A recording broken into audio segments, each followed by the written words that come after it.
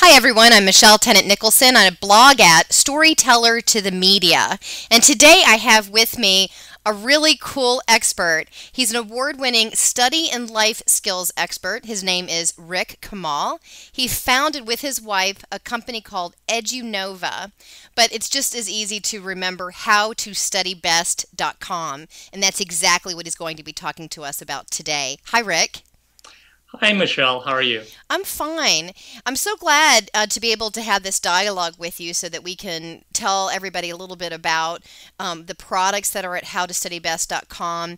What some people may not know is that I have, a long history in education and working with curriculum and so forth. So I am just blown away by what your product is, what you're helping students of all ages actually have. I mean, it's not just grade school, but high school, college, and adult learners, right? That's right. Yes, what we did was a couple of years back, we started working with education experts from a lot of very well-known universities, including Stanford, MIT, Boston University. And we work with them to develop resources, award-winning resources that help students achieve greater academic success. Now, And so, let me just interject, because when you say greater academic success, I just want to underscore for people something. This is proven. There was an independent study done, and there was a grade point average increase of 1.7 over a 12-month period of using your programs, right? that's I exactly mean, right. that is incredible. That is It, just it, incredible. What are you it is teaching? Tell incredible. us what you're teaching. Give us some taste of what you're actually teaching. Like, right now we're getting ready to go into summer break, and so what's some last minute things that students can do to increase their grade point average right now, Rick? Sure. So if you're going last minute into things and you're seeing maybe for a couple of courses you're not doing well, you should just approach your teacher, ask for some extra credit. And that has two pluses. First of all, extra credit assignments have a very high return on investment. But second, you're going to help build your relationship with your teacher or professor. And when it comes time to give grades, you're going to have a much more positive image of you because you're taking interest. Yeah, I don't know if I told you this, but when I was in high school, I actually had one teacher. She will remain nameless, but I asked her at the very end of class, because I was always about my grade point average, how could I raise it from a B plus to an A? And she said, just go give me a Coke out of the machine downstairs. True That's story. what. True story. Maybe it's also an indication of what we need to change in the school system, but that's a different expert, right? So tell us also, now that people are going into summer, you got students and even adult, there's a lot of friends that I have in their 40s and 50s that they're going back to school because of the economy and getting different they're just getting different degrees. So what can any student do over break so that they don't lose any momentum in their study skills? Sure. So when you think about break, you can think of it two ways. One is just to eliminate slipping back, but another way is to think of it as a springboard to really prepare for return from break.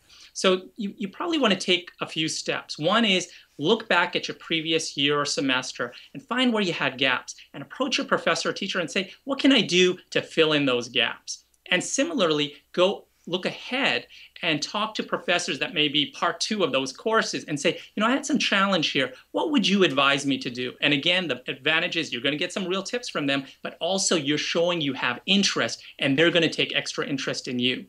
And these are basic skills that you also, I mean, there were also corporate executives who were advising, they were really interested in having people be more prepared for the workforce. So there are some other things that you were telling me, Rick, before the interview about it's important that that you actually, the way that you take notes is very important. So there's also, so not just the chalkboard notes and not just on your keyboard on your computer. Tell me about the best way to take notes. I'm a big note taker, everybody knows. Okay, great. So a couple of things when taking notes. First of all, everybody's tempted these days to use a keyboard to take their notes. They think they're going to be more productive. But the reality is when you write down notes, and especially if you use colors and diagrams and so forth, the way our brains are wired, we retain more of that information. And the second thing to consider is when you're taking notes, don't only write what's written on the board. Everybody does that. But most people miss what's spoken, or about 50% of the major points that are spoken. And when it comes to test time, a lot of content that's spoken is actually in exams. So make sure you capture those also. And what about interacting? Should you be sharing notes with other people? Because some days you're just going to have an off day and you might not capture everything that's said, or maybe you're sick and not even able to show up. So, should you Yeah. share notes with other people? Absolutely, you should share notes. And in fact, we have this expression: "Great, good grades are contagious." You should hang around friends. If you have to pick a roommate who has good study habits or good grades. If you have to pick a dorm where people have higher GPAs. All this stuff rubs off on each other because you're going to share notes, but you're also going to share techniques without even knowing it and see your GPA rise. In fact, we've seen a lot of studies which actually prove that in the short term and long term, associating with the right people makes a big impact on your grades. Wow. And then I know you have a younger child, and one of the things that I worked in was actually early childhood education. What about those parents who have really young ones? So it's predating the program that you have for grade school children. What can parents of preschoolers do to really prepare for good study and life skills?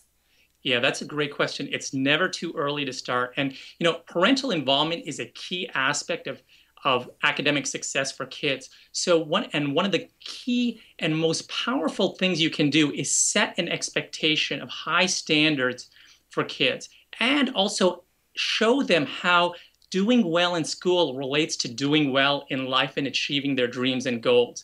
For example, if your kids love animals, when you go out to SeaWorld, etc., see how you can tie in science and biology and these other sorts of academic ideas in with those activities to give them greater interest in school.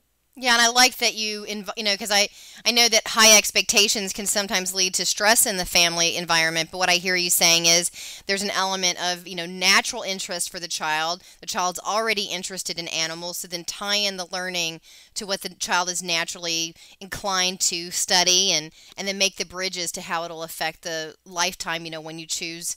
Maybe you're going to be a marine biologist someday or something like that. That's really great. Well, Rick, thanks so much for now. How can people reach you? Sure. So if people are interested in learning more about our resources, they can visit us at howtostudybest.com. We've got a lot of articles and self-assessment quizzes to help parents and students do better in school.